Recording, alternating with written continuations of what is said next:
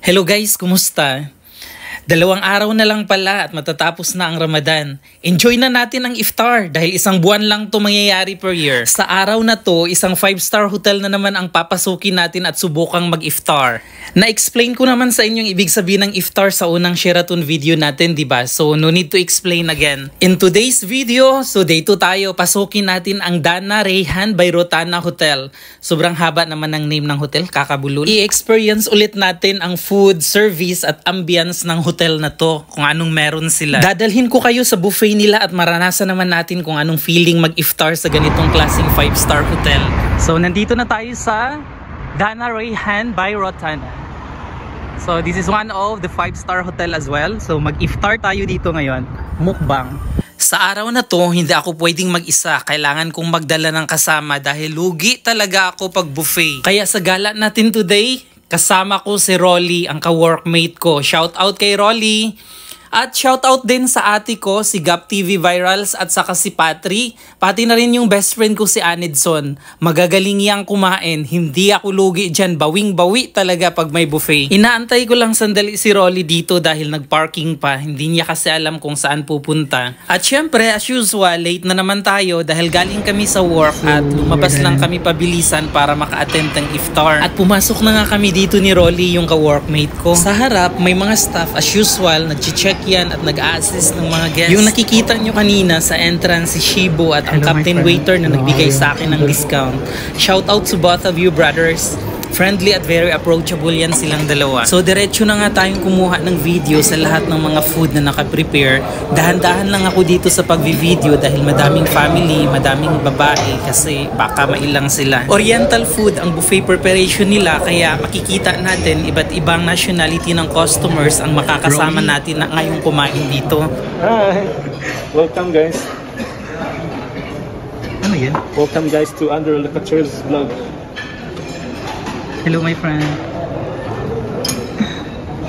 What is this biryani, mutton?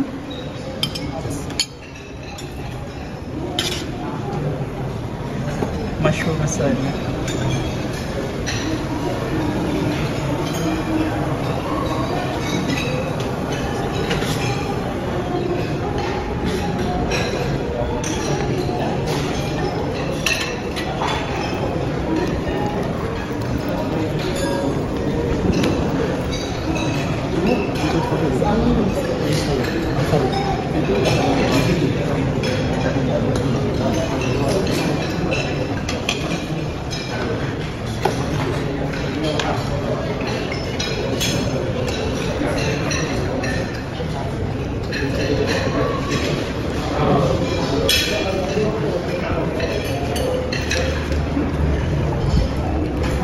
It's a salad section actually.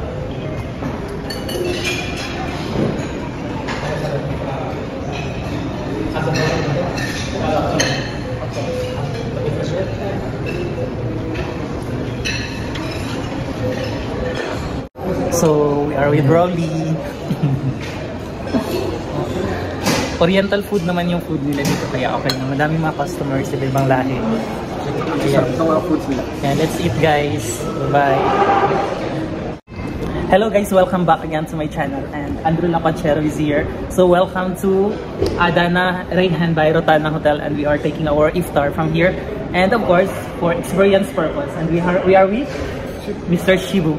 Actually Mr. Shibu is very approachable yesterday at his friend because I was here and take my booking here and of course I'm with Rolly. Hi Rolly. So we enjoy the food too much. So rate from 1 to 10.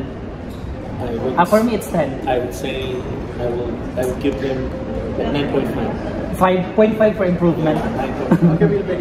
For me it's 10 actually. And the service it's amazing. The ambience, the cleanliness, it's amazing as well. So the reason why we are coming to vlog or we're visiting hotels for iftar just to check the food safety and quality, service and the cleanliness, of course. So let me come here again alone. So I featured already a while ago this food and magsalita na lang ako ng Tagalog.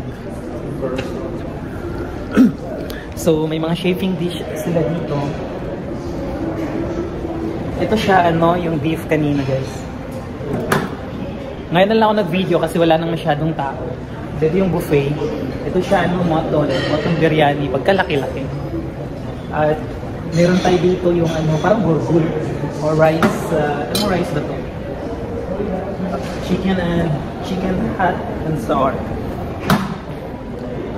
Ang ganda ng ambience. Ngayon lang ako nagkaroon ng magandang timing para kumuha ng video sa areas kasi kanina, madami kasing customers nakakailang kumuha ng video. Baka sabihin ano pang pinagagawa ko. At saka sa area na to, punong-puno ng family at mga bata kanina kaya iniiwasan ko munang mag-video dito.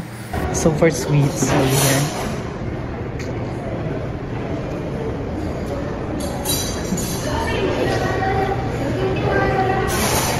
Oh, I love it.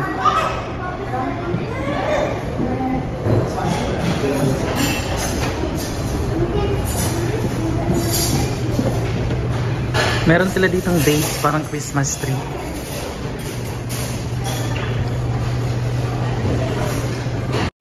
I will take you to 16th floor. There is we have Sure.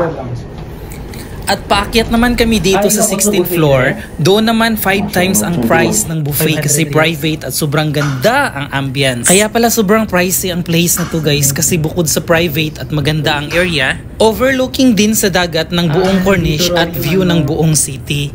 Kaya pala yung view sa labas.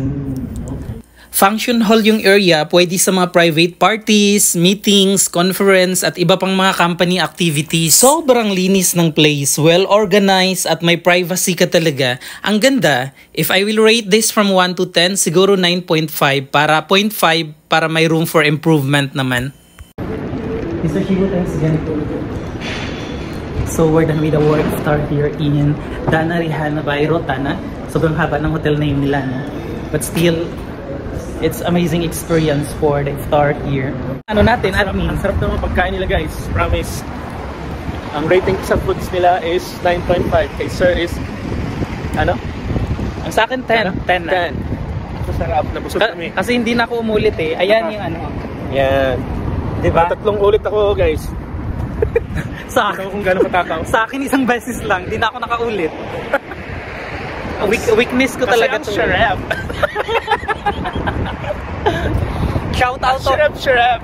Shout out to Christian, Eman, JP, of course, si JP, si Jello, Kuya LV, Charlo, team.